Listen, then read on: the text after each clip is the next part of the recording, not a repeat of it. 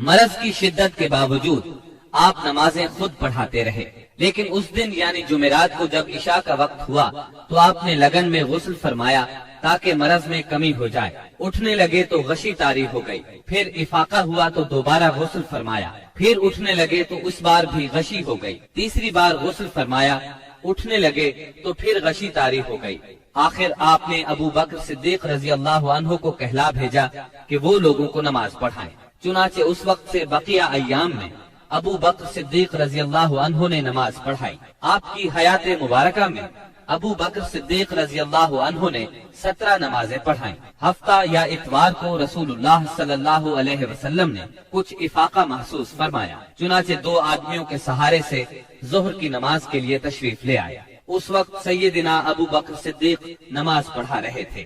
آپ کی آمد کو محسوس کرتے ہی ابو بکر صدیق پیچھے ہٹے، لیکن آپ نے اشارے سے روک دیا اور پھر ابو بکر صدیق رضی اللہ عنہ کے پہلو میں بیٹھ کر نماز پڑھائی۔ اس نماز کی صورت یہ تھی کہ آپ کو دیکھ کر ابو بکر صدیق اور ابو بکر صدیق کو دیکھ کر دوسرے لوگ نماز کے ارکان ادا کرتے جاتے تھے۔ 12 ربیع الاول پیر کے دن حجرہ مبارک سے آپ نے پردہ اٹھا کر دیکھا تو صحابہ فجر کی نماز میں خشوع اور خضوع سے مشغول تھے۔ یہ منظر دیکھ کر آپ خوشی سے مسکرا دیے۔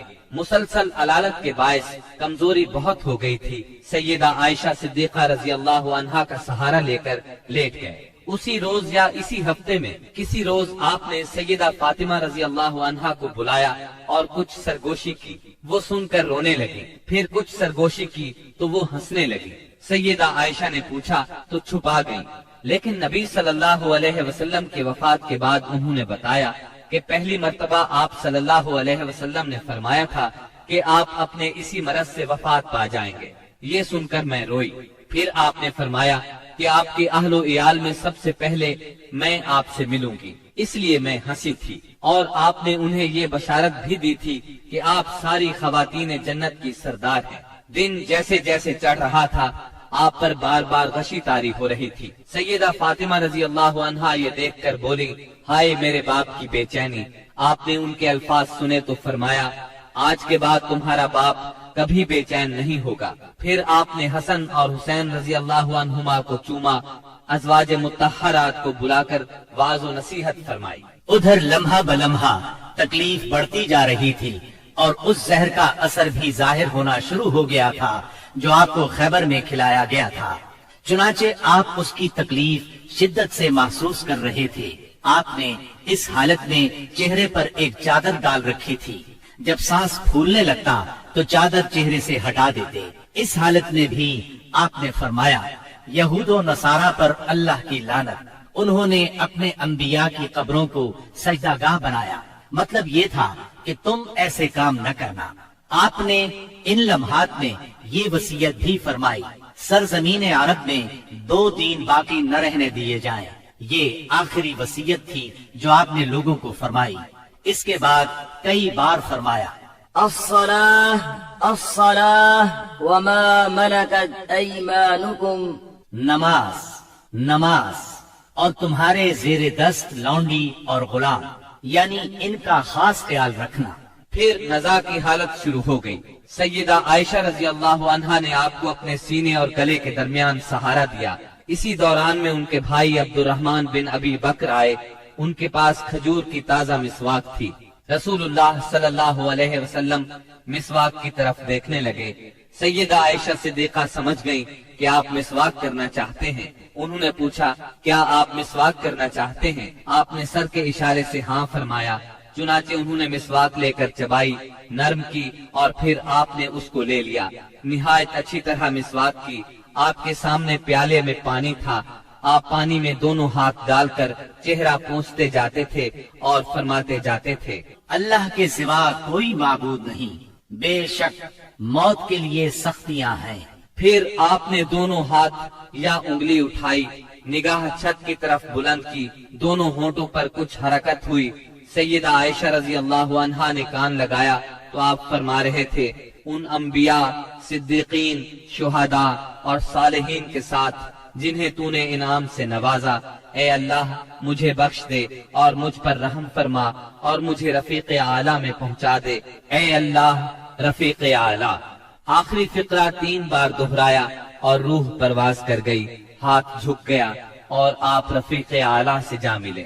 یہ پیر کا دن تھا، ربیع الاول کی 12 تاریخ اور ہجرت کا 11واں سال تھا۔ اس وقت نبی صلی اللہ علیہ وسلم کی عمر 63 سال 4 دن ہو چکی تھی۔ انا للہ و انا الیہ راجعون۔ اس سانحہ عظیم کی خبر آن کی آن میں صحابہ کرام رضی اللہ عنہم میں پھیل گئی، دنیا ان پر تاریک ہو گئی۔ قریب تھا کہ وہ اپنے حواس کھو بیٹھتے، کیونکہ کوئی دن اس سے تابناک اور روشن نہیں تھا جس دن آپ مدینہ منورہ تشریف لائے تھے، اور کوئی دن اس دن سے زیادہ تاریک نہیں تھا جس دن آپ نے وفات پائی۔ صحابہ کرام رو رو کر اس طرح آہیں بھر رہے تھے جیسے حاجیوں کا شور برپا ہو۔ دوسری طرف سیدنا عمر رضی اللہ عنہ کی رنج اور غم سے یہ حالت تھی کہ مسجد کے صحن میں کھڑے فرما رہے تھے، رسول اللہ صلی اللہ علیہ وسلم اس وقت تک وفات نہیں پا سکتے جب تک کہ اللہ تعالی منافقین کو فنا نہ کر دے۔ آپ ان لوگوں کو قتل کرنے کی دھمکیاں دے رہے تھے جو یہ کہیں کہ آپ وفات پا گئے ہیں۔ ابو بکر صدیق رضی اللہ عنہ اس وقت وہاں موجود نہیں تھے۔ صبح کی نماز کے بعد جب انہوں نے آپ کے مرض میں کمی محسوس کی تو سکھ میں واقع اپنے مکان پر چلے گئے تھے۔ جو ہی انہیں آپ کی وفات کی خبر ملی، فوراً گھوڑے پر سوار ہوئے اور اتر کر مسجد نبوی میں داخل ہوئے۔ لوگوں سے کوئی بات نہ کی، سیدھے عائشہ صدیقہ کے حجرے میں گئے، آپ کے جسد اطہر کی طرف بڑھے۔ آپ کا جسد دھاری دار یمنی چادر سے ڈھکا ہوا تھا۔ انہوں نے چادر چہرہ مبارک سے اٹھائی، پیشانی پر بوسہ دیا، روئے اور فرمایا، میرے ماں باپ آپ پر قربان، اللہ آپ پر 2 موتیں جمع نہیں فرمائے گا۔ جو موت آپ کے لیے لکھ دی گئی تھی وہ آ چکی۔ اس کے بعد سیدنا ابو بکر صدیق رضی اللہ عنہ باہر تشریف لائے اور فرمایا، عمر بیٹھ جاؤ، مگر انہوں نے بیٹھنے سے انکار کر دیا۔ چنانچہ انہیں ان کے حال پر چھوڑ کر ابو بکر صدیق رضی اللہ عنہ منبر کے پاس تشریف لائے اور اس کے بازو میں کھڑے ہو گئے۔ صحابہ کرام بھی سیدنا عمر رضی اللہ عنہ کے پاس سے ہٹ کر ان کے پاس جمع ہو گئے۔ سیدنا ابو بکر صدیق رضی اللہ عنہ نے فرمایا، تم میں سے جو شخص محمد صلی اللہ علیہ وسلم کی پوجا کرتا تھا تو وہ جان لے کہ محمد صلی اللہ علیہ وسلم کی موت واقع ہو چکی ہے، اور تم میں سے جو شخص اللہ کی عبادت کرتا تھا تو یقیناً اللہ ہمیشہ زندہ رہنے والا ہے، کبھی نہیں مرے گا۔ پھر سیدنا ابو بکر صدیق رضی اللہ عنہ نے سورہ آل عمران کی آیت نمبر 144 تلاوت کی۔ محمد نہیں ہیں مگر رسول ہی، ان سے پہلے بھی بہت سے رسول گزر چکے ہیں، تو کیا اگر ان کی موت واقع ہو جائے یا وہ قتل کر دیے جائیں تو تم لوگ اپنی ایڑیوں کے بل پلٹ جاؤ گے؟ اور جو شخص اپنی ایڑیوں کے بل پلٹ جائے تو وہ اللہ کو کچھ نقصان نہیں پہنچا سکتا۔ سیدنا ابن عباس رضی اللہ عنہ ارشاد فرماتے ہیں، اللہ کی قسم ایسا لگتا تھا کہ لوگوں نے اس سے پہلے جانا ہی نہیں تھا کہ اللہ نے یہ آیت نازل فرمائی ہے۔ یہاں تک کہ ابو بکر صدیق رضی اللہ عنہ نے اس آیت کی تلاوت کی تو سارے لوگوں نے ان سے یہ آیت اخذ کی، اور تب ایسا محسوس ہوا کہ ہر کوئی اس آیت کی تلاوت کر رہا ہے۔ خود سیدنا عمر رضی اللہ عنہ کا ارشاد ہے، اللہ کی قسم میں نے جو ہی سیدنا ابو بکر صدیق رضی اللہ عنہ کو یہ آیت تلاوت کرتے سنا تو جان گیا کہ یہ حق ہے، پس میں ٹوٹ کر رہ گیا، یہاں تک کہ میرے پاؤں مجھے اٹھا ہی نہیں رہے تھے اور میں زمین کی طرف لڑھک گیا، اور میں نے جان لیا کہ واقعی نبی اکرم صلی اللہ علیہ وسلم کی وفات ہو چکی ہے۔ اس آیت کا سننا تھا کہ صحابہ کرام کی آنکھیں کھل گئیں، اور ایسا معلوم ہوا کہ یہ آیت آج ہی اتری ہے۔ ہر صحابی کی زبان پر یہی آیت تھی، اسی کا چرچا تھا۔ نبی کریم صلی اللہ علیہ وسلم کی تجہیز و تکفین کا کام منگل کو شروع ہوا۔ سیدنا فضل بن عباس، سیدنا علی المرتضی اور سیدنا اسامہ بن زید رضی اللہ عنہم نے غسل دیا۔ سیدنا عباس رضی اللہ عنہ بھی موجود تھے۔ سیدہ عائشہ صدیقہ رضی اللہ عنہا کے حجرے میں آپ نے وفات پائی، وہیں آپ کو دفن کیا گیا۔ یہ حجرہ آج تک روضہ نبوی کے نام سے موسوم ہے۔ اب ذرا سرکار دو عالم صلی اللہ علیہ وسلم کے حلیہ مبارک کا بیان ہو جائے۔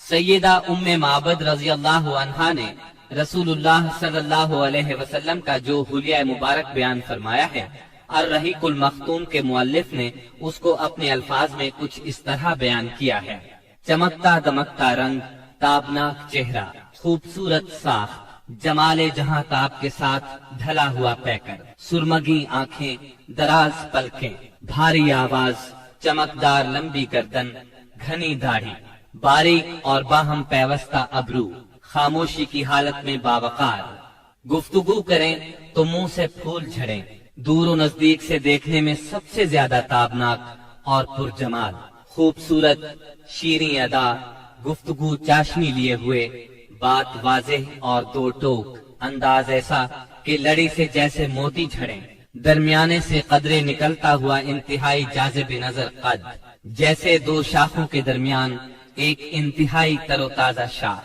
آپ کے رفقا آپ کے گرد حلقہ بنائے ہوئے، کچھ فرمائیں تو توجہ سے سنتے ہیں، کوئی حکم دیں تو لپک کر بجا لائیں، رنگ مبارک، نہ بہت سفید نہ گندم گوں، اعضا متناسب، سینہ کشادہ، کندھوں کے درمیان عام تناسب سے قدرے زیادہ فاصلہ، سر بڑا لیکن متناسب، کشادہ پیشانی جس سے شرافت ٹپکے، بال مبارک سیاہ اور گھنے، قدرے گھنگرالے جو کانوں کی لو تک آتے تھے، بھویں محرابی یعنی آپس میں ملی ہوئی، رخ انور سبک، درازی کی طرف مائل، اس قدر روشن اور چمکدار کے دل میں اتر جائے، بڑی بڑی سیاہ آنکھیں، لمبی پلکیں، خوبصورت ابھری ہوئی ستواں ناک، دانت کشادہ، چمکدار، موتیوں کی مانند، جلد صاف، نرم اور ریشم سے زیادہ ملائم، چہرہ انور پر غور و فکر کے آثار نمایاں،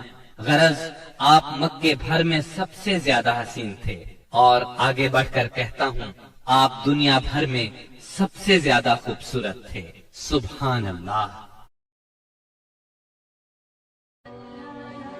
Thanks for watching. Don't forget to like, comment, share and subscribe to